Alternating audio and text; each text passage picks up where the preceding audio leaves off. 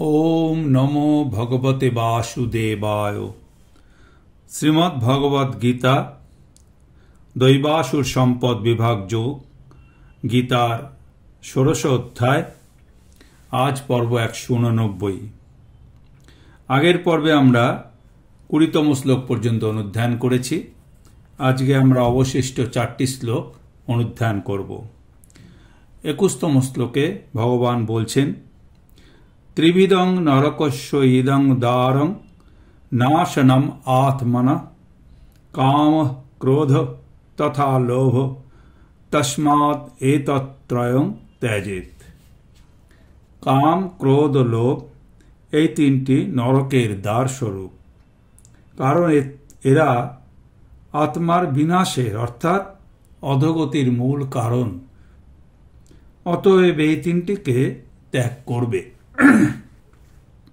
22তম শ্লোক।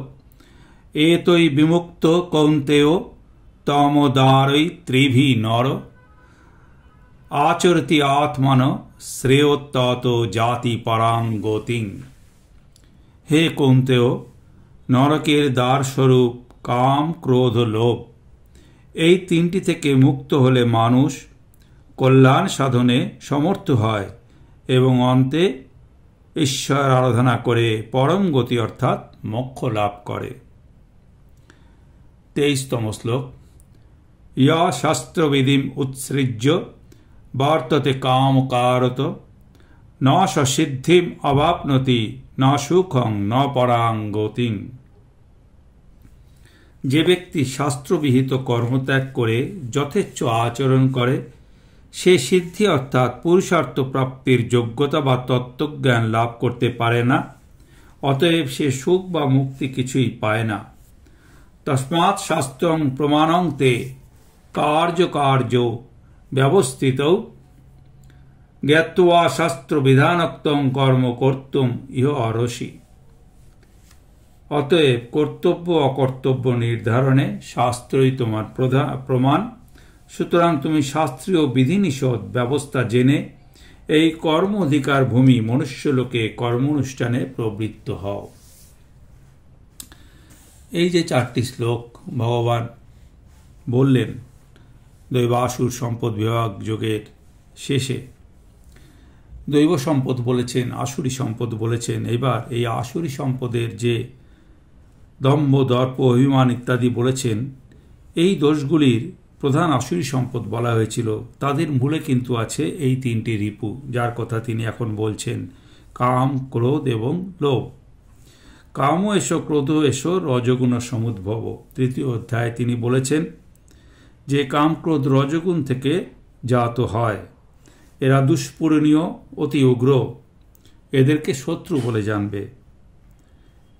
আবার তিনি কথাও বলেছিলেন, যিনি কাম ক্রোধজাত বেগ প্রতিরোধ করতে পারেন তিনি সুখী। 5ম অধ্যায়ে বলেছেন, যিনি কাম ক্রোধ বিমুক্ত তিনি ব্রহ্ম নির্বাণের মধ্যে বাস করেন। 5ম অধ্যায়ের 26তম শ্লোকে বলেছিলেন। লোভের কথা তিনি প্রথম বললেন। লোভের জন্ম যে রজগুণ থেকে, একথাও তিনি একবার বলেছেন 14তম অধ্যায়ে। বস্তুত কাম আর ক্রোধ এই দুয়ের জন্মভূমিও কিন্তু লোভ। ধরুন কারো প্রচুর ধন আছে, সেই ধন তার পাওয়ার বাসনা আরও প্রবল লালসা, আরও ধন লাভ করার অন্তরে তার এই লালসা সর্বদাই রয়েছে। এটি লোভ। ওই ধানগুলো পেলে তার যে কী প্রকার সুখ হবে সেটা মনে মনে তা উপভোগ করছে সে, বা সেই ধন দিয়ে সে সেই ভোগগুলো পূরণ করছে, সেটি তার কাম। আর ওই ধন লাভ করবার পথে যদি অন্তরায় আসে, বাধা আসে, তখন সেই বাধাকে সরিয়ে দেওয়ার জন্য যে প্রবল চেষ্টা সে প্রয়োগ করে, সেটি মনের হতে পারে, দেহের হতে পারে, সেটাই কিন্তু তার রাগ বা ক্রোধের জনক। এই রিপুত্রয় কিন্তু সর্বদা সংযুক্ত, একের সঙ্গে অন্যের একটি গাঁটছড়া বাঁধা আছে। তাই এই 3টিকে বলছেন তিনি অন্ধকারের দ্বার স্বরূপ। তমোদ্বারই কাম ক্রোধ লোভ থেকে যে বিমুক্ত, সেই আপন কল্যাণ সাধনপূর্বক পরাগতি লাভ করে। নিজ কল্যাণ সাধন অর্থাৎ আচরিতি আত্মন শ্রেয় কথাটির অর্থ নিত্য বস্তুকে সাধ্য বস্তুরূপে জানা ও তৎপ্রাপ্তির জন্য ঐকান্তিক চেষ্টা পরায়ণ হওয়া। এই কাম, ক্রোধ, লোভ, ভগবান এক জায়গায় গীতায় বলেছেন ষড়রূপীর মধ্যে তিনি কাম। তো কাম তো যখন তিনি বলেছেন, নিশ্চয়ই এই কামেরও একটি ভালো দিক আছে। আগেকার দিনে আমরা দেখেছি, বহু বছর, 1000 বছর আগে রাজা জনকের কথা পেয়েছি, পৃথু রাজার কথা পেয়েছি, ভরত রাজার কথা পেয়েছি। তারা সকলেই কিন্তু দুটো তরবার ঘোরাতো শ্রীরামকৃষ্ণের ভাষায়, একটি কর্মের আর একটি ভক্তি বা জ্ঞানের। যখন এই যে তিনটে রিপু, এই তিনটে রিপু যদি মোড় ফিরিয়ে দেওয়া যায় শ্রীরামকৃষ্ণের ভাষায়, তাহলে ঈশ্বর অভিমুখী যদি হয়ে যায়, তাহলে কিন্তু এগুলো আমাদের ধর্মপথে, আধ্যাত্মিক পথে বা সত্য পথে সাহায্য করে। একটি কথা আছে, কৃষ্ণ সেবা কাম অর্পণে, ক্রোধ ভক্ত দেশী জনে, লোভ সাধু সঙ্গ হরিকথা। এই রিপুগুলির মুখ ফিরিয়ে দেবার কথা বলছেন। যে ব্যক্তি শাস্ত্রবিধি ত্যাগ করে যথেচ্ছাচারী হয়ে খুশি মতো কাজ করে, সে না পায় ইহকালে সুখ, না পায় তত্ত্বজ্ঞান, না পায় পরকালে পরাগতি। সেই জন্য শাস্ত্রবিধি মানার কথা বলা হয়েছে এখানে। শাস্ত্রে মানুষের কর্তব্যের কথা লেখা আছে, সেই কর্তব্য মানার কথা বলা হচ্ছে। যেমন মানুষের যে মূল ধর্ম, সেটি হচ্ছে মনুষ্যত্বের ধর্ম, এটা হচ্ছে বিশেষ ধর্ম। আর কিছু আছে যেটি হচ্ছে বর্ণ আশ্রম ভেদে, স্থান কাল পাত্র ভেদে সেটা পরিবর্তিত হয়ে যায়, সেটি হচ্ছে বিশেষ ধর্ম। মনুষ্যত্ব ধর্ম বলতে বলা হয়েছে শাস্ত্রে, অহিংসা সত্যম অস্তেয়ং শৌচং সংযম সংযম এব চ এতৎ সামাসিকং প্রক্তং ধর্মস্য পঞ্চলক্ষণম। অহিংসা অর্থাৎ হিংসাহীনতা, অস্তেয় চৌর্যহীনতা, চরিত্রের সংযম, দেহ মনের পবিত্রতা, সত্যপরায়ণতা, এই 5টি গুণ থাকলে মানব পদবাচ্য হয় মানুষ।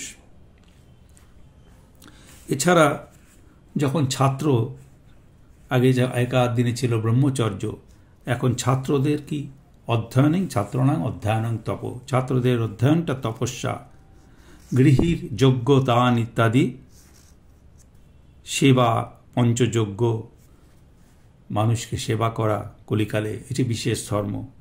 এগুলো দেশকাল পাত্রভেদে পাল্টে যায়। সেই জন্য বলা হয়েছে শাস্ত্র, তস্মাৎ শাস্ত্র প্রমাণং তে কার্য অকার্য ব্যবস্থিত।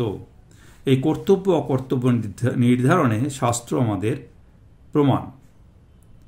তো শাস্ত্রের কথা কিন্তু এইভাবে আমাদের যদি মেনে চলি যে ধর্মচক্র যেভাবে ঘুরছে তার অনুবর্তন করাই কল্যাণ, আর বিপরীত মুখে চললেই কিন্তু নিদারুণ ব্যর্থতা।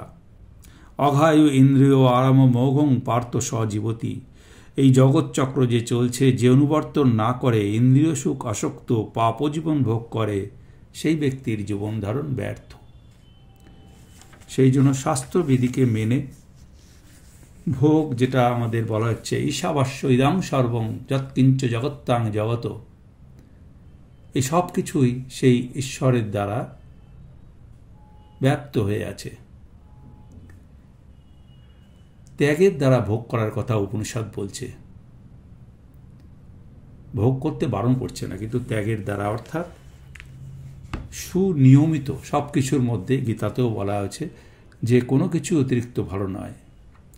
আমাদের ইন্দ্রিয়ের ব্যবহারও নিয়ন্ত্রিত হতে হবে, আমাদের সংযম নিয়ন্ত্রিত হতে হবে, আমাদের ভোগও নিয়মিত হতে হবে। সব কিছু যখনই নিয়মিত হয়, যখন অতিরিক্ত না হয়ে নিয়মিত হয়, তখনই সেটা সংযম হয়। ত্যাগের দ্বারা ভোগ, উপনিষদের কথা। একথাই এখানে গীতাতে আবার ভগবান বলছেন, শাস্ত্রবিধিকে মেনে যদি সে চলে, তাহলে কিন্তু সে তার পরম ধাম লাভ করতে পারে। ভগবান শ্রী বেদব্যাস বিরচিত লক্ষ শ্লোকাত্মক শ্রীমহাভারতের ভীষ্ম পর্বের অন্তর্গত শ্রীমদ্ ভগবদ্ গীতারূপ উপনিষদে ব্রহ্মবিদ্যা বিষয়ক যোগশাস্ত্রে শ্রীকৃষ্ণ অর্জুন সংবাদে দৈবাসুর সম্পদ বিভাগ যোগ নামক 16 অধ্যায় সমাপ্ত।